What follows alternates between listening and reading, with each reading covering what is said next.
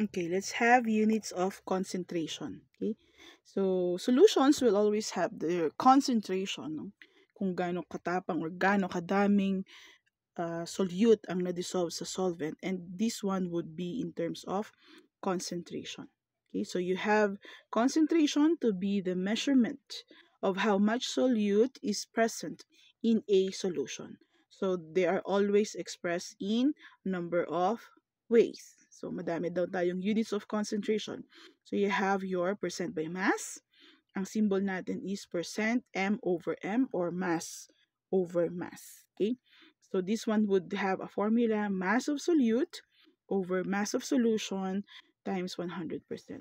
On how to compute the mass of solution will always be mass of solution will always equal to the mass of solute plus mass of solvent. Okay, so do not forget that one.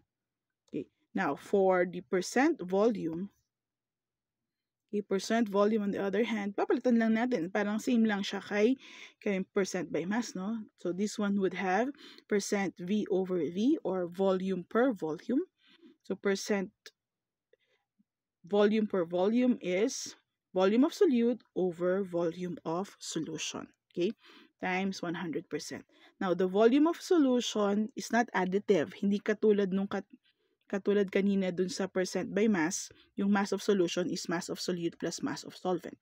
Pagdating sa volume of solute is plus volume of solution is not, yun na, i-emphasize natin, not equal to the volume of solution. They are not additive. Okay? Now, let's have percent by mass per volume. Okay, so that would be, kung makikita mo may pattern, no, the numerator will always be all about the solute, and then the denominator will all be about solution. So mass per volume percentage would be mass of solute over volume of solution. Parts per thousands, or PPT, would have mass of solute over mass of solution, but instead of having times 100%, kasi kay percent by mass yun, this time, pag PPT or parts per thousand, of course, multiplier natin ay 1,000. Ganun din kay parts per billion.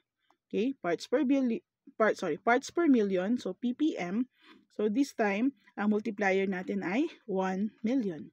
Pag parts per billion naman, we have times 1 billion. But still, ang ratio pa rin dito pinag-uusapan natin would be the mass of solute over mass of solution. For molality, this one would be denoted by small letter m. Pag binasa natin, like say 1m, small letter m, no? 1 small letter m, that would be 1 molal, like that. So here, ang ating formula is moles of solute, but this time kilograms of solvent. So similarity lang actually among all other units of concentration. Ang denominator kasi nung lahat or karamihan rather is about solution. Molality lang ang denominator niya ay all about solvent. Okay? Now, for the molarity denoted by capital letter M, this one is all about moles of solute over liters of solution. So do not forget that moles, yung ating formula na triangle, so mass over the number of moles and the molecular weight.